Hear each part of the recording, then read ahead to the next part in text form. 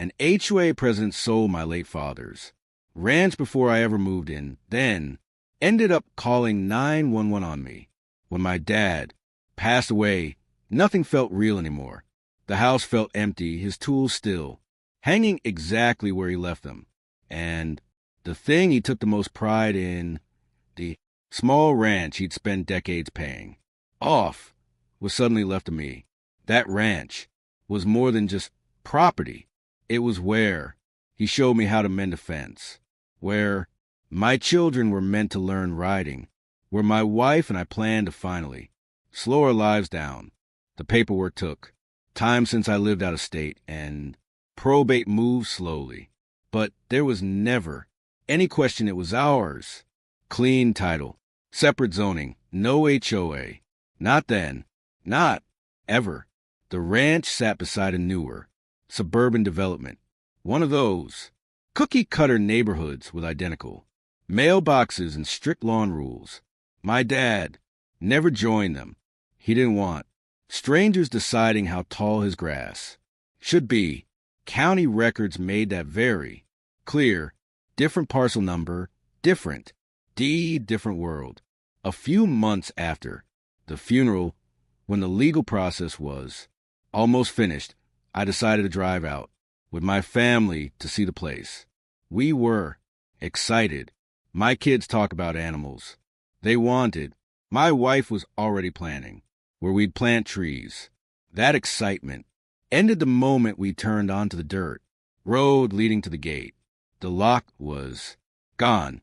In its place was a shiny new chain, a bright red sold sign, and a realtor placard with a name I didn't recognize. I remember feeling my heart skip because for a moment I couldn't breathe. I pulled over, stepped out, and walked closer, telling myself there had to be a mistake. Maybe the sign was on the wrong property. Maybe it was some kind of prank. That's when a woman walked over from a nearby street. She looked dressed for a board meeting, blazer, clipboard, sunglasses, sitting just high enough to look down on me. She didn't ask who I was. She didn't say hello. She smiled like someone who already thought she'd won. She told me the ranch had been sold. I laughed, not because it was amusing, but because it was ridiculous. I told her she had to be wrong. This was my property. I had the deed sitting in the truck. I had court documents. I had years of tax payments. She didn't even hesitate. She introduced herself as the HOA president. She spoke slowly, like she was explaining something to a child, saying the ranch had been absorbed into their community. According to her, unpaid HOA fees had built up, violations were issued, and the board voted to sell the land to recover expenses. I told her again, we were never part of the HOA. She waved her hand like she was swatting a fly. She said, everyone benefits from the HOA. Membership isn't optional. My wife stepped out of the truck, then holding our youngest. I could see fear on her face. My kids were quiet now, just watching. I pulled the deed from the glove box and showed it to her. She looked at it for barely a second and handed it back like it meant nothing. She told me I was trespassing on my father's land. She said I needed to leave immediately before things got worse. Her tone shifted then. No smile, just authority. The kind of confidence that comes from believing the system is always on your side. I calmly told her I wasn't leaving, that the property was legally ours, that selling it without permission was fraud. That's when she pulled out her phone. She called 911 and said an aggressive man was trying to occupy HOA property and refusing to leave. She mentioned my size. She mentioned my behavior. She didn't mention my child sitting in the truck, or that she was standing on land she didn't own. While we waited, she folded her arms and stood by the gate like a guard. Neighbors started coming out. Curtains shifted. Phones were raised. I felt like I was on trial before Strangers who knew nothing about us. When the police arrived, the flashing lights felt blinding. My stomach drop.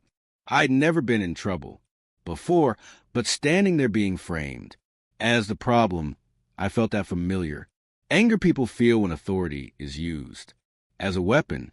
I explained everything to the officers about my father, about the inheritance, about the deed, about never belonging to the HOA. She interrupted, constantly correcting me, correcting them, insisting the board had full authority. She kept demanding they remove me. One officer asked for the parcel number. I watched her confidence crack for the first time. They ran it, then they ran it again. The ranch wasn't just outside the HOA. It had a legal exclusion filed decades earlier, older than the neighborhood, older than the HOA itself. The sale she arranged wasn't just invalid. It was illegal. The buyer, listed on the paperwork, a personal friend of hers, another HOA board member. The officers separated us. Neighbors whispered. My wife squeezed my hand so hard it hurt. One officer came back and asked her to explain how she authorized a sale on property the HOA didn't own. She started raising her voice. She claimed misunderstanding, then discrimination, then said we were harassing her. That's when the officer told her to step back. She refused. What followed wasn't dramatic yelling or chaos. It was quieter than that. The sound of certainty collapsing.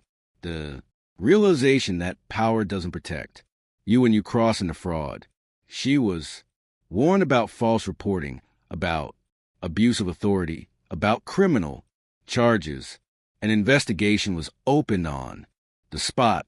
The sale was frozen. The buyer backed away immediately. Neighbors who had watched silently now avoided eye contact. The woman who thought she owned everything was escorted away while my kids watched her walk past the gate she claimed wasn't mine.